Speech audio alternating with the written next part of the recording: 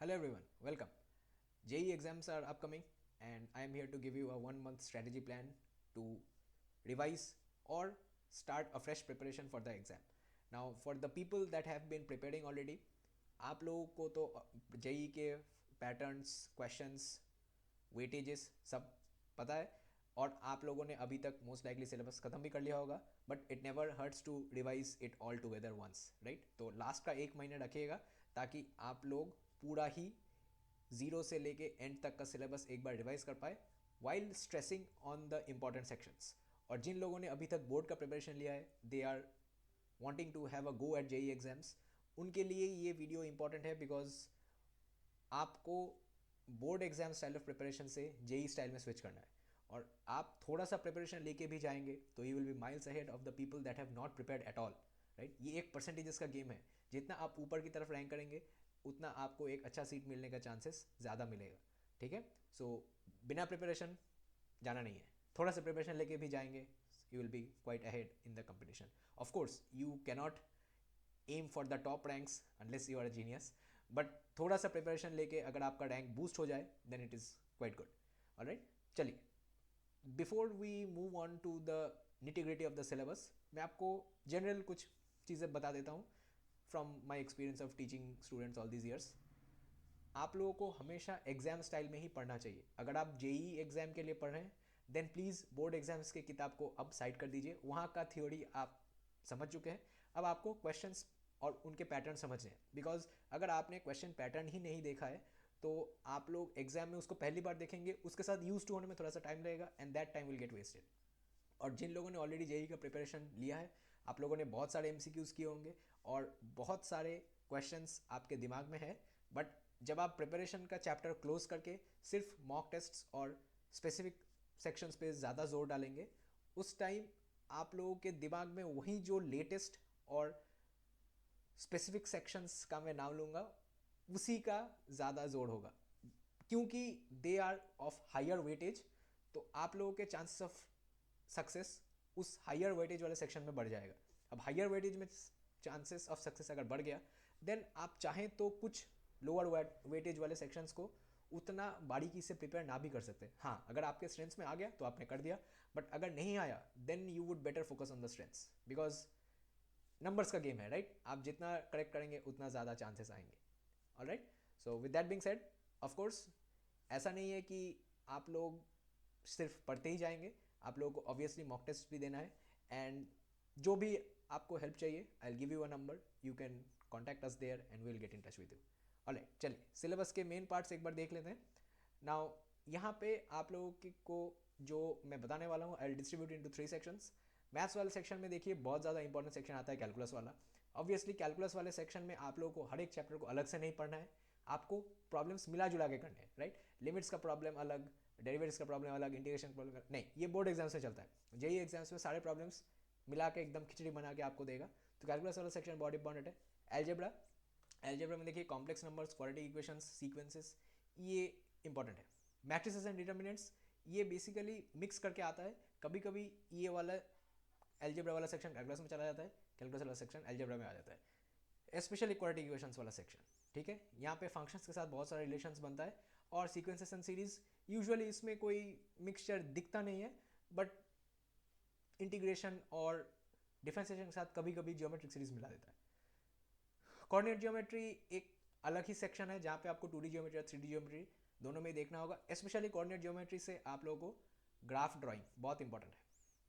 आपको exactly graph drawing तो नहीं करना है, बट ग्राफ देख के समझना है और आप लोगों को ग्राफ इमेजिन करना है ताकि आप लोग वहाँ से सैडल पॉइंट्स एक्सेट्रा निकल पाए। ट्रिगोनोमेट्री में आप लोगों को अलग से सम मिलने का चांस बहुत कम है, but then you can expect it to be mixed with in the other 3 chapters. Vector and 3D geometry, ये एक बहुत मिनिमल क्वेश्चन है। ये मिनिमल इसलिए है because vectors and 3D geometry वाले सम्स यूजुअली किसी के साथ भी मिक्स नहीं होते, वो अलग ही होते हैं। अलग ही होते हैं मतलब they contain concepts with in themselves. तो अगर आपको वेक्टर आ जाए तो मैक्स टू मैक्स वहाँ पे डिटर्मिनेंट का एप्लीकेशन आएगा जब आप क्रॉस प्रोडक्ट करेंगे, ठीक है? Calculus, algebra, coordinate geometry, trigonometry, ये 4 बहुत ज़्यादा मिला के आ सकता है। वेक्टर एंड 3D ज्योमेट्री थोड़ा सा अलग होगा। ऑलराइट, तो मैथमेटिक्स वाला सेक्शन हो गया। टॉप 5 सेक्शंस मैंने बता दिया। इन पे आप ज़्यादा वेटेज देंगे तो जो छोटे वाले सेक्शन है, प्रोबेबिलिटी एक्सेट्रा, उस पे आप उतना ज़्यादा ध्यान ना भी देंगे तो भी चलेगा। मैं ये नहीं कह रहा हूँ कि आप उसको एक्सक्लूड कर दें, बट हाँ, आप अगर 1 मंथ स्टडी प्लान में आ रहे हैं तो आपको ऑब्वियसली टाइम क्रंच है, तो in that time crunch I will expect आप ये 5 सेक्शंस टिप टॉप करके जाए। Okay, moving on, physics. Now since I am from a mathematics background, I'll be able to give you brief details on physics, not the extra details that I went to in mathematics. So physics में obviously mechanics, Newton's first law, projectile motion, rotational motion, यहाँ पे आप लोगों को पारदर्शी होना पड़ेगा because mechanics से बहुत सारे क्वेश्चन आते हैं, और मैकेनिक्स में कभी कभी मैथमेटिकल कंपोनेंट में रहता है, तो वहाँ पे भी आपको लिंक करना होगा। इलेक्ट्रोडायनामिक्स, राइट, वो फील्ड ऑफ करंट एट्सेट्रा, वहाँ पे आप लोगों को देखना है। करंट, इलेक्ट्रिसिटी और मैग्नेटिज्म के क्वेश्चंस, कौन सी डायरेक्शन में मैग्नेटिक फील्ड होगा। मैग्नेटिक फील्ड को ड्रॉ करने के लिए भी बोला जा सकता है, ऑब्वियसली आपको ड्रॉ नहीं करना है, आपको ऑप्शन से चूज करना है, ठीक है। ऑप्टिक्स, वो फोकल लेंथ वगैरह, वहाँ पे रे डायग्राम्स, इसका इमेज कैसा होगा, इसका वर्चुअल होगा, इरेक्ट होगा, ये सारे आपको देखना है। थर्मोडायनामिक्स में तो बहुत सारे क्वेश्चन आ जाते हैं, आपको न्यूमेरिकल्स पे ज़्यादा ध्यान देना है। और मॉडर्न फिजिक्स में क्वांटम फेनोमेना, न्यूक्लियर फिजिक्स और एटॉमिक स्ट्रक्चर वाले पार्ट्स, ये कभी कभी फिजिकल केमिस्ट्री के साथ मिलता जुलता रहेगा, बट आप लोगों को पहले 4 ऑप्शंस पे ज़्यादा ध्यान देना है। राइट, नाउ आई अंडरस्टैंड कि इसमें most of the physics cover हो गया, बट आपको तो पता है इसमें न्यूमेरिकल ऑप्शन ज़्यादा रहेंगे, और न्यूमेरिकल ऑप्शंस में भी जो डेरिवेशन तरीके के हैं, राइट, सर्किट डायग्राम्स हो सकता है जिसमें आप लोग एक न्यूमेरिकल इक्वेशन ना करके एक थ्योरेटिकल इक्वेशन डिराइव करेंगे, those chances and those questions have a higher chance of appearing in your exams, ठीक है। तो hopefully you will stress a bit on these topics that have discussed, and again 1 month plan है, तो आप एक काम कीजिएगा, कभी भी मैथ्स, फिजिक्स, केमिस्ट्री एक ही दिन में नहीं पढ़िएगा। ऑलराइट, आप जिस दिन मैथ्स पढ़ें उस दिन सुबह, एज एन एग्जाम्पल, जब भी आप पढ़ेंगे, राइट, कोई सुबह पढ़ता है, कोई रात को पढ़ता है, तो अगर आप सुबह पढ़ रहे हैं देन मैथ्स के चैप्टर्स, फॉर्मूले, क्वेश्चंस आप सुबह रिवाइज कीजिए और शाम को एक मॉक टेस्ट दीजिए। अगर आपके पास मॉक टेस्ट खत्म हो चुका है, आप सारे दे चुके हैं, then you can either go back and get down the questions from previous year exams, maths वाले क्वेश्चन से उठा ले, मैथ्स वाला सेक्शन से उठा ले, या फिर contact us, I have given the number two you already, it's on the top of this document, आप पॉज करके नंबर नोट कर सकते हैं, आप हमारे साथ संपर्क करें, will get you the questions, and आप वहाँ से प्रैक्टिस करें, जितना प्रैक्टिस करेंगे उसी दिन कर लीजिएगा, टाइम लगाइए, time your self, and then get the questions done, get the solutions, see how much you scored. Okay, hopefully आप हर रोज जब प्रैक्टिस करेंगे आपको इंप्रूवमेंट मिलेगा। अगले दिन आप फिजिक्स कीजिएगा, वरना अगर आपने 30 डेज स्टडी प्लान में 10 डेज कंटिन्यूस मैथ्स किया, 10 डेज कंटिन्यूस फिजिक्स किया, 10 डेज कंटिन्यूस केमिस्ट्री किया, तो क्या होगा, जब आप 10 डेज केमिस्ट्री पढ़ेंगे उस टाइम 10 डेज मैथ्स और फिजिक्स वाला पार्ट आप भूल चुके होंगे। तो ऑल्टरनेट डे कीजिएगा, maths physics chemistry, maths physics chemistry, ऐसे। अगर आप सुबह पढ़ते हैं तो शाम को एग्जाम दीजिए, और अगर शाम को पढ़ते हैं तो सुबह एग्जाम दीजिए, according to your preference. Last आता है केमिस्ट्री। केमिस्ट्री में फिजिकल, देखिए फिजिकल, इनऑर्गेनिक और ऑर्गेनिक में तो पूरा केमिस्ट्री बन गया, बट फिजिकल केमिस्ट्री में कुछ चैप्टर्स हैं, काइनेटिक्स, थर्मोडायनेमिक्स, इक्विलिब्रियम। यहाँ पे थर्मोडायनेमिक्स और फिजिक्स का थर्मोडायनेमिक्स थोड़ा सा डिफरेंट है, तो I hope you can appreciate the difference. यहाँ पे वो डेल्टा जी वगैरह आ जाता है, और फिजिक्स में तो वो इंजन्स वगैरह आ जाते हैं। ऑर्गेनिक केमिस्ट्री में रिएक्शंस ऑफ हाइड्रोकार्बन्स और ट्रांसफॉर्मेशंस बहुत ज़्यादा इंपॉर्टेंट है, ट्रांसफॉर्मेशंस आप देख लीजिएगा, कुछ कुछ मॉलिक्यूल्स इंपॉर्टेंट होते हैं, स्पेशली जो रिएजेंट से आप ट्रांसफर करते हैं, ग्रीगनार्ड रिएजेंट वगैरह, वहाँ का एप्लीकेशन आप जरूर देख लीजिएगा, कायरलिटी देख लीजिएगा, कौन सा कार्बन किधर जाता है। और फिर chemical bonding and molecular structure, यहाँ पे हाइब्रिडाइजेशन कहाँ पे एस होगा, कहाँ पे पी होगा, मॉलिकुलर ज्योमेट्री, कौन सा क्रिस्टल होगा, कौन सा शीट स्ट्रक्चर होगा, ये सारी चीज़ आप देख लीजिएगा। Again I can not provide you with extreme details of physics and chemistry because 11th-12th में ही पढ़ा था लास्ट, आप लोगों के खातिर मैंने थोड़ा सा रिवाइज कर लिया, बट फिर भी मैथमेटिक्स जितना एक्सपर्टीज तो नहीं आएगा, राइट, बट आप लोगों को थोड़ा सा एक्सपर्टीज रखना है because you are the ones clearing the exam and we are the ones teaching you. Okay, so last में chemical bonding and molecular structure के बाद आता है इलेक्ट्रोकेमिस्ट्री। इलेक्ट्रोकेमिस्ट्री में बहुत सारे सम्स आते हैं, राइट, तो आपको वो मोल सोल्यूशन एटसेट्रा क्रिएट करके वहाँ पे जो फिजिकल केमिस्ट्री वाले सम्स आते हैं उसमें भी थोड़ा इलेक्ट्रोकेमिस्ट्री चला जाएगा। ऑलराइट, सो मैथमेटिक्स, फिजिक्स, केमिस्ट्री आप लोगों के पास ये चीट शीट आ गया। अब आप लोग यहाँ से ये टॉपिक्स रिवाइज कर सकते हैं।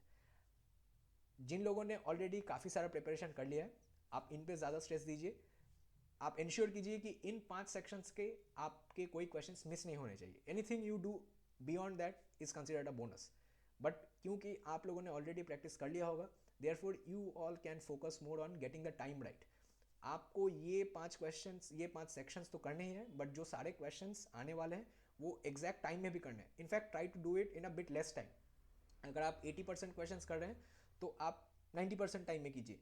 मतलब if you are trying to do 10 questions make sure you take the time of 10 questions and reduce it a bit. ठीक है, अगर आपको आधे घंटे में 10 क्वेश्चंस करने हैं तो आप 20 मिनट में ट्राई कीजिए, because exam situation is going to be a bit different. आप नए सेंटर में जाएंगे, you will take a bit of time to get used to, your brain will take a bit of time to activate. सुबह सुबह engine गर्म होने में time लगता है, राइट? सो जब तक इंजन गर्म होता है तब तक थोड़ा सा टाइम निकल जाता है, और उस नेसेंट फेज में अगर आपने कोई कॉम्प्लिकेटेड सम्स पकड़ लिया तो खराब हो जाता है, राइट? दिमाग खराब हो जाता है, और दिमाग खराब हो गया मतलब एग्जाम खराब हो जाएगा. सो बी अवेयर ऑफ इट. आप लोग थोड़ा सा टाइम बफर रखिएगा, उसमें से आप लोग जितना कीजिएगा एक्यूरेट कीजिएगा, नेगेटिव मत कीजिएगा. नेगेटिव में बहुत ज़्यादा डिफरेंस होता है, बिकॉज अगर आपका स्कोर +3 और -1 है, ठीक होने पे +3, गलत होने पे -1, जैसे ही 4:1 रेशियो में होता है, तो एक नेगेटिव अगर आपने कर दिया, that will entail a difference of about 4 marks, right? Because 3 आपको नहीं मिला और उल्टा आपसे 1 ले लिया गया, तो +3 minus of -1, the difference becomes +4. सो +4 में तो पूरी दुनिया घुस जाती है, right? So please be aware, आपको नेगेटिव नहीं करना है. जो लोग बोर्ड एग्जाम से डायरेक्टली जेई प्रिपरेशन में जंप कर रहे हैं for the last month, please ensure that you do these 15 sections, 5 from each of the 3 subjects, very carefully. What ever you can do above and beyond that, जो आपके board exam के साथ मिलता हो, that is great. But in पाँचों से कुछ miss नहीं होना चाहिए. और जो लोग वेटरन्स हैं, 2 साल से प्रिपेयर ही कर रहे हैं, MCQs से यूज टू हैं, वो लोग ये 15 सेक्शंस तो कर ही लेंगे, बट उनके लिए टाइम मैनेजमेंट ज़्यादा इंपॉर्टेंट है. बोर्ड एग्जाम्स वाले please try to cover as much as you can, because आप लोगों ने प्रिपेयर नहीं किया है. Any preparation is good for you. ठीक है? सो होपफुली आप लोगों को एक आइडिया हो गया कि 1 मंथ में आप लोगों को कैसे अप्रोच करना चाहिए, कौन से टॉपिक्स आपको पढ़ना है. यहाँ पे आप लोगों को डिटेल में जाके कोई भी बोर्ड एग्जाम का किताब उठा के हर एक प्रॉब्लम को सॉल्व नहीं करना है. You have to get used to the exam in this time. जितना प्रिपरेशन हो चुका है उतना ही है, अब आगे आपको सिर्फ प्रिपेयर होना है.